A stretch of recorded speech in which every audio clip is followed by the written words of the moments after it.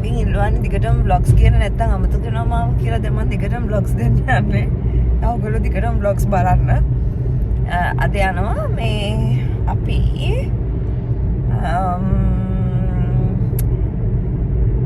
Programme එකකට පොඩි programme එකකට යනවා. ඉතින් අද දවසේ කොහොමද ගෙවෙන්නේ කියලා තමයි ඔයගොල්ලොත් එක්ක ෂෙයා කරගන්න හදන්නේ. ඔයගොල්ලෝ කවුරු හරි මාව මේ ප්‍රෝග්‍රෑම් එකේදී දැකලා තිබ්බොත් මම අනිවාර්යෙන් පහලින් මේ වීඩියෝ එකේ කමෙන්ට් එකක් දාන්න ඕනේ.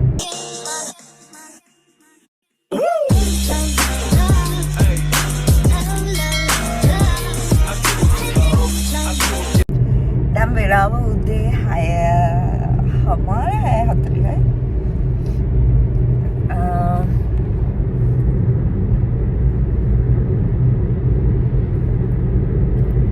और මොනවද කියන්නේ? අන්නරිද බොරුද රස්සා තමයි. කත් බොරුද රස්සා?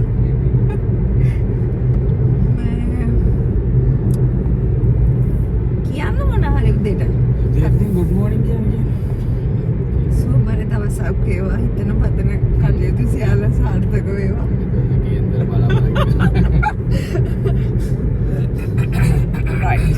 අපි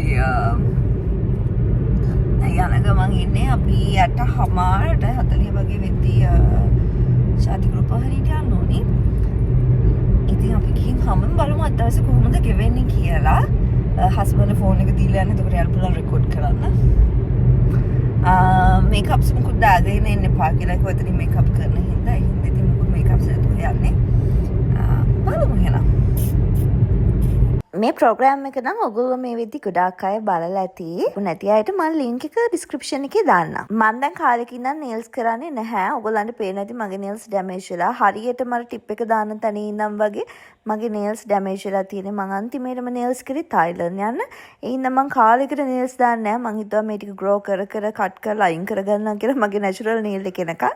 හැබැයි ඉතින් අද ප්‍රෝග්‍රෑම් එකකට යන්නේ ඒ හින්දා මම යන අතරමඟ ප්‍රෙසෝන් නේල්ස් ටිකක් සෙට් කරගත්තා. අනේ ළමයි මේවා නම් මට ඇත්තටම සෙට් වෙන්නේ නැහැ. හැබැයි ඉතින් ජම්මේ බේරෙන්න වගේ ප්‍රෝග්‍රෑම් එක ඉවරනකන් තිබ්බා. බලන්නකො මොකද වෙන්නේ කියලා අන්තිමේට මේවට. හැබැයි දැන් මම ප්‍රෙසෝන් නේල්ස් වලට කැමතියි. මොකද ඒක අයිඩියල්. ඒවලට දාන්න පුළුවන් නේල් එක ඩැමේජ් වෙන්නේ නැහැ. ඊට පස්සේ රිමූව් කරගන්නත් පුළුවන්. හරි ලේසියිනේ. ප්‍රශ්නේ තියෙන්නේ මේ මට හොඳට අර ග්ලූ එක ස්ටික් වෙලා සෙට් වෙන්නේ නැහැ. මම දැකලා තියෙනවා ගොඩක් අය ඒවා දාගෙන සති ගණන් ඉන්නවා.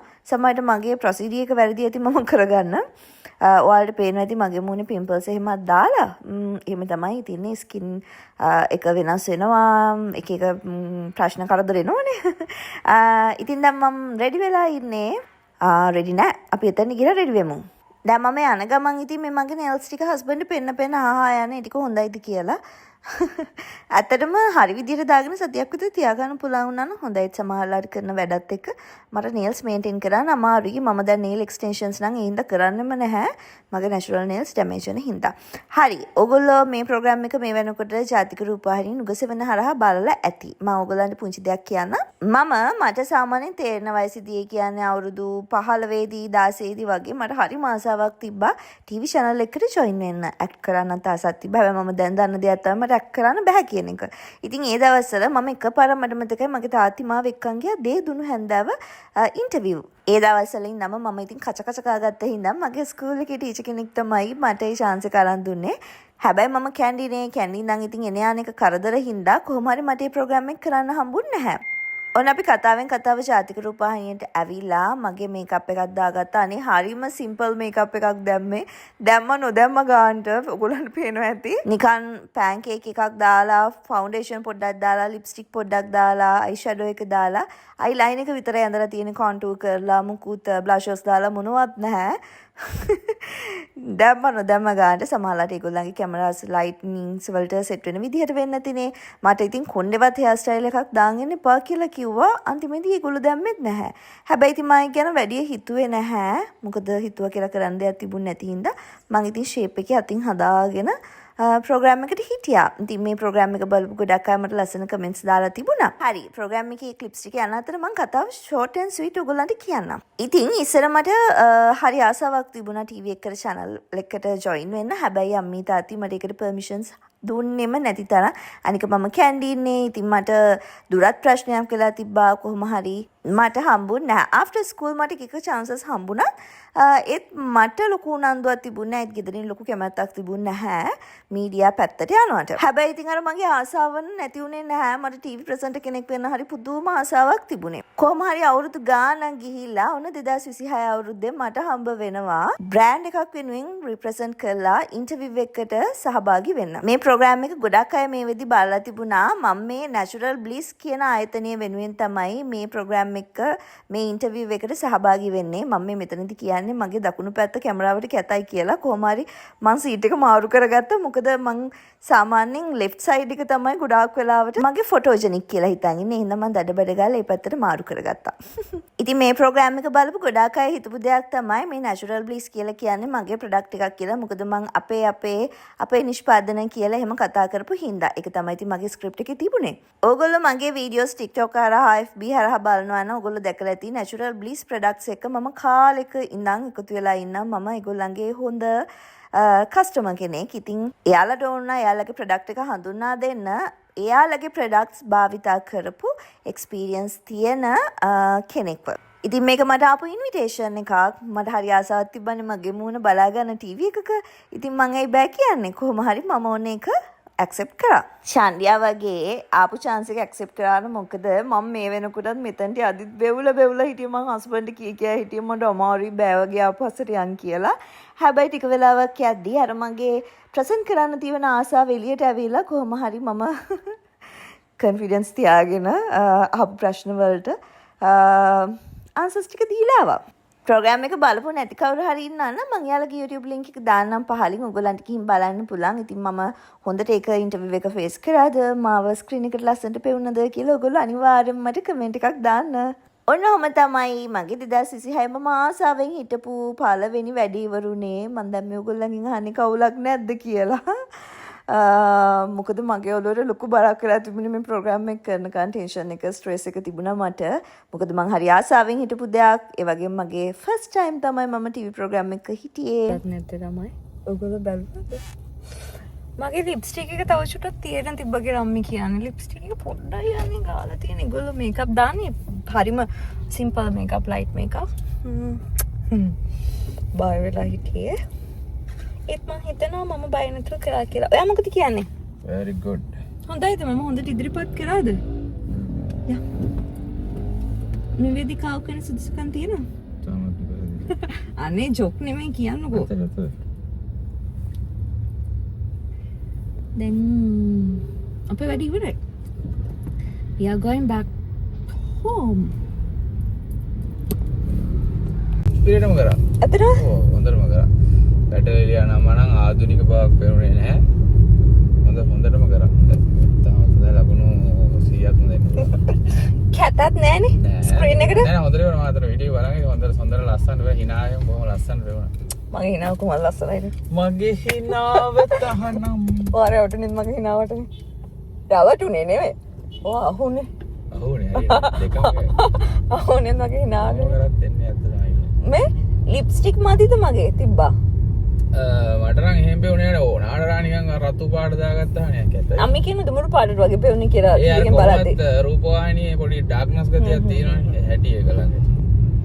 හැබැයි මං ෂේප් මම මයික් එක ගලවලා ඉවරන ගමන් ෂේප් ද කියලා හවනේ. ඔය දුන්නේ ගින්න වගේලු. ඔය දුන්නේ ගින්න වගේ. එහෙම ආධුනික ගතියක් මට. තාම උනාරි වැල්බයිල ටිකක් කියවන්නේ ඉතින්. ඔව් මට ඉතින් මන් දන්නේ නැහැ ටයිමින් මට ඉතින් කියලා තිබ්බ ටික තමයි මම ඔය අතින් දාලා කිව්වේ.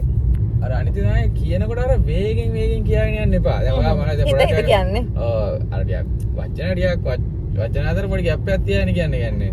ඔයාලා වේගෙන් කියන්නේ. එහෙනම් වේගෙන් කිව්වා. අයි මන් දන්නේ නැහැ ටයිමින් ගැන දැන් තමයි මන් දන්නේ ටයිමින් මෙච්චර පුළුවන් කදන් ටයිමින් ගැන අවබෝධයක් නැහැ ටයිමින් නේ. අඩු වෙනවා වගේ දේවල් ඒගොල්ලෝ කියනවා. එතකොට හයියෙන් කියන්න පුළුවන්.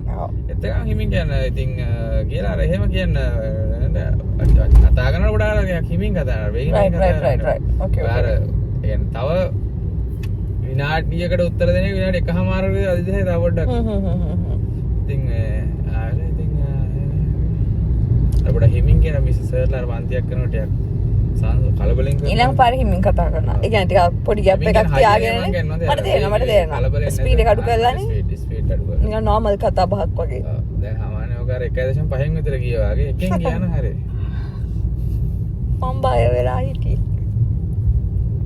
මට තිබ්බ ලොකුම ප්‍රශ්නේ මාව ස්ක්‍රීන් එකට ලස්සන පේනවද නැද්ද කියන එක.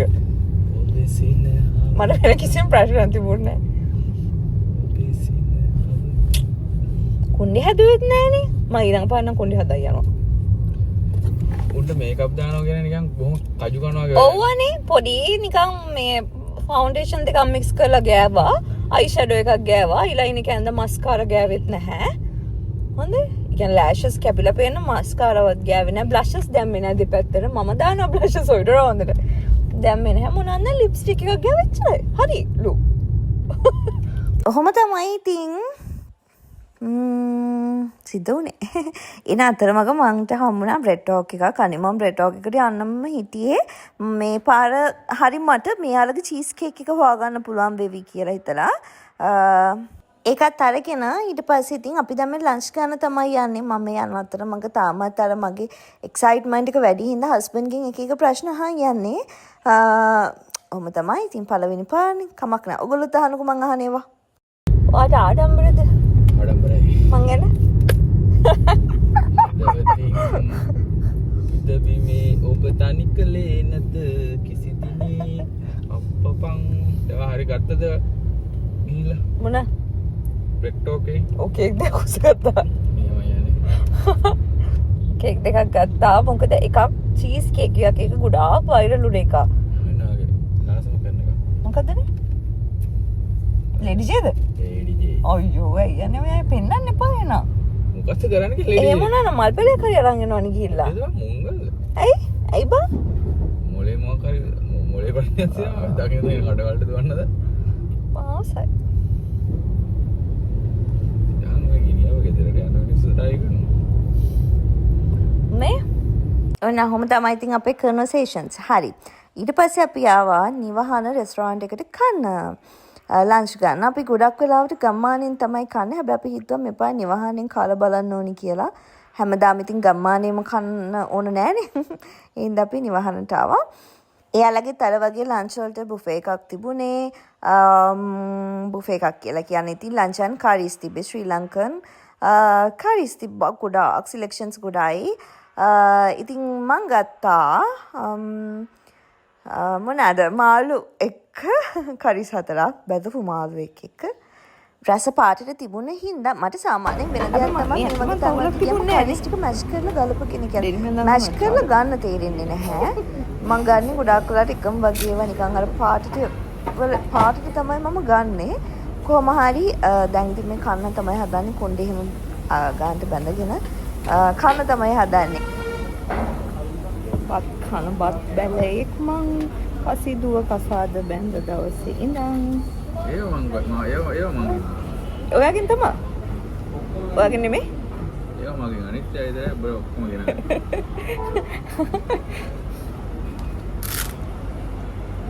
රොත් කන්නද බලන්න. මොකක් කරනවා? කමන්න කරන්න. බඩරියයි බෑ. එකක් එක.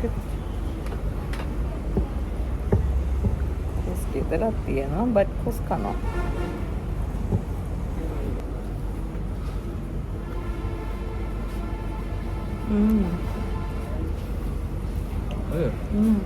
අම්මයි කරා.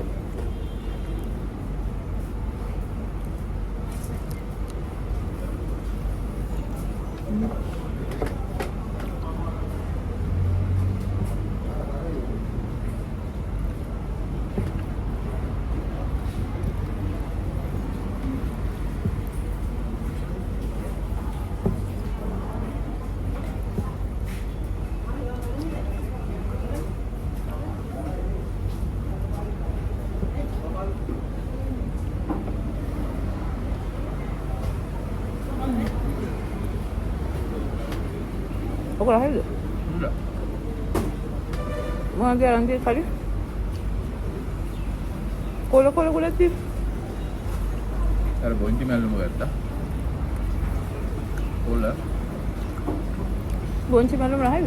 හොඳයි ඒකනේ. ආවකට මම ගත්තේ නෑ. ප්‍රකාශන. කොහොමද බොන්චි මැල්ලුම කියන්නේ?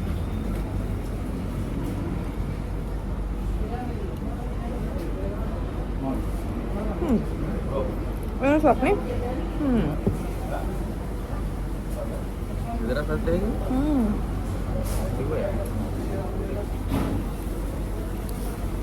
වැඩේ කියන්නේ මම නේල්ස් දෙකක් තුනක්නේ ගැලවිලමයි කොහොම හරි මං කන ගමන් මට ටිකක් හයියට හැපෙනවා වගේ දැනුණා මොකද්ද බලනකොට එක නීල් එකක් ගැලවිලා මම හොඳට එක හපලත් එක ඊට පස්සේ මං කරේ ඔක්කොම නීල්ස් ටික ගලවලා එතන දාලා එතන තිබ්බ ඩස්බින් එක දාලා ආවා දැන් ඉතින් ඊළඟට කියන කතාව පොඩ්ඩක් අහන්නකෝ එකක් මගේ දවසක් හරිද දැන් මගේ දවසක් අද ඉවරයිනේ එකයි ඊට පස්සේ මම දැන් මේ උදේ පාන්දර නැගිටගෙන මේ ඇඳගෙන කරගෙන තෙල් ගාගෙන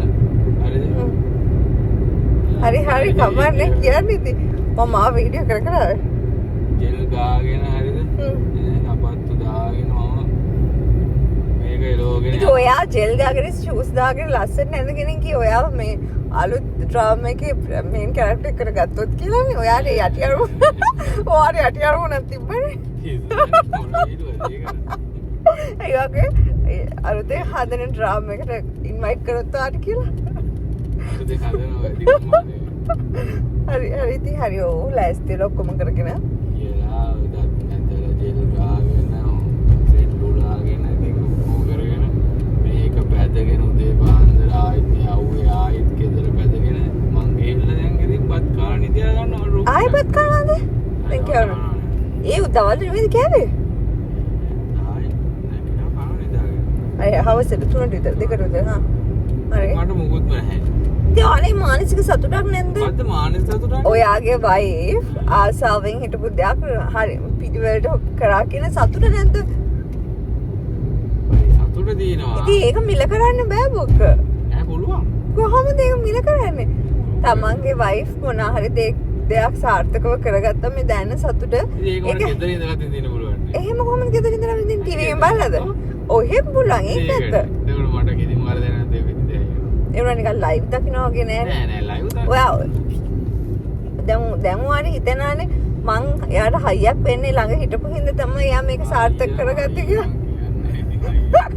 සාර්ථක කරගත්තේ කියලා වාරි හිතනවානේ අනේ ඒක මදිද මං කියන්නේ මං කියන්නේ මට මෙතන අසාධාරණයක් සිද්ධ වෙනවා මොකද වෙන්නේ අසාධාරණේ එහෙනම් මට ඔයා සැලරි එකක් ගෙවන්න ඕනේ එහෙම කසාද බැන්දට පස්සේ වයිෆ් ගේ දේවල් වලට යන්නේ නැහැ සැලරි ගෙවන්නේ කවුරුත් ඒවල බැඳිලා ඔව් ඒවල ඔයගොල්ලෝ බැඳිලා ඉන්නේ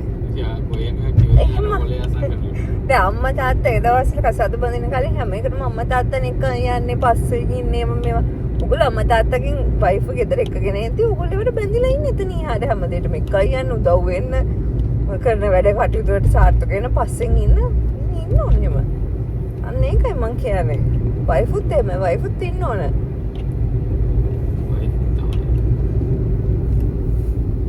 එකයි නේ ඔයගොල්ලෝ මොනනම් එකයි කියලා what to do ඒ දවස්වල මම ඇමරිකානු ඕනමෙන්ට් එකක් යම්මිට කිව්වේ දැන් අම්මා නම් නිදහස් වෙනවා මම තමයි එතන මට තමයි එතන හරි මේවට දුවන කරන්න වෙන්නේ කියලා ඒ දවස්වල එහෙම කොහොම අයි නැත්නම් අපේ අම්මිටමනේ කිව්වේ අම්මා නම් මේ වයින් නිදහස් ඒ දවස්වල අම්මිනේ හැම එකටම දුවන ගන්න අම්මා නම් මේවා නිදහස් වෙන දැන් ඉතින් මට තමයි මේවට දුවන කරන්න වෙන්නේ කියලා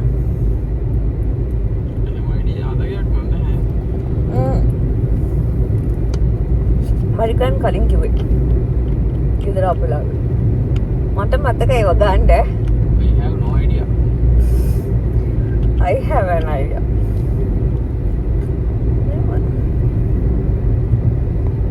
ඒ කොලේ අත්සන්ක කියන්නේ මගේ වයිෆ් කි සියලුම දෙපසුපස සැමෙක් විදිහට ඉන්නවා කියලා කොලේ අත්සන් කළා දැන් එනවා මේ සැලරි ඉල්ලා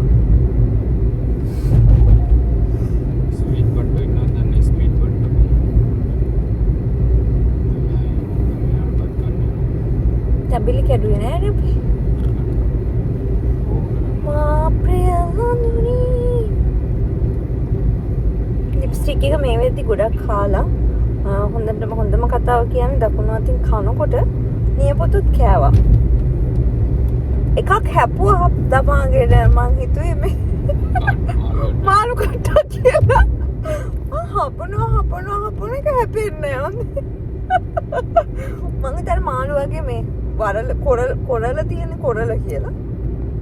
කෝකටත් කියලා බලනකොට නියපොත්ත හැපිලා ඒක හරියටම නිකන් මෙහෙම පෙත්තක් වගේ වෙලා. කොහොමද ගැලෙවුවා ඊට පස්සේ. ලකුණේ මම මේ ඔක්කොම ගැලෙව්වා. ඒවා ආටිෆිෂල් දේව බොරු වැඩ තමයි. තාම කාලි කර.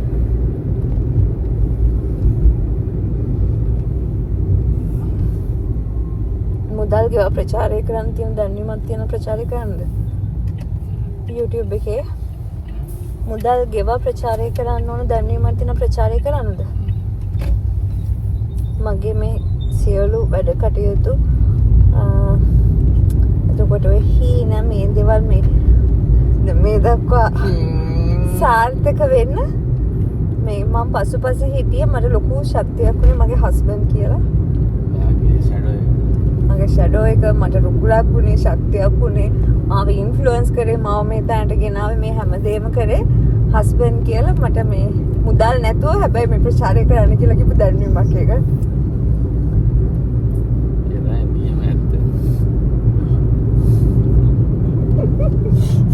මං ඉතින් මේකේ මේ ෂවුට් අවුට් එක දෙනවා ඉතින් හස්බන්ඩ්ට හැම දෙයකටම පසුපසින් දෙන සහයෝගයට.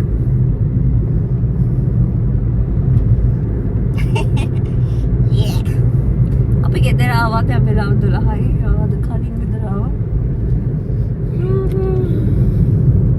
අපින් පෙරදී අපි මේ වාගේ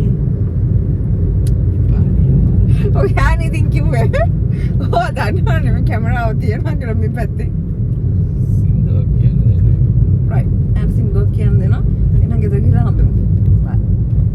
අන්තිමේට කියපු කතාවේ පොඩි ඇත්තක් තියෙනවා. පොඩි නෙවෙයි ලොකු ඇත්තක්. අද ඔයාලා මාව මේ විදිහට YouTube හරහා social media හරහා දකිනා නම් මම මගේ ගමනේ මොනවාම හරි දුරක් ඇවිත් තියනා නම් ඒකට මගේ පවුලේ අයට පස්සේ මට උණු ලොකුම support එක තමයි මගේ husband. එයා නොහිටින්න ඔයාලට මාවත දකින්නත් නැහැ. ගෙදර ආවම හොඳට වහින්න ගත්තා. ඉතින් දැන් vlog එක මෙතනින් end කරනවා. දිගටම vlogs බලන්න ලෑස්ති වෙලා ඉන්න. ඔයගොල්ලන්ට අරන් එන vlogs ගොඩාක් තියෙනවා. එහෙනම් ගිහින් එන්න. Bye.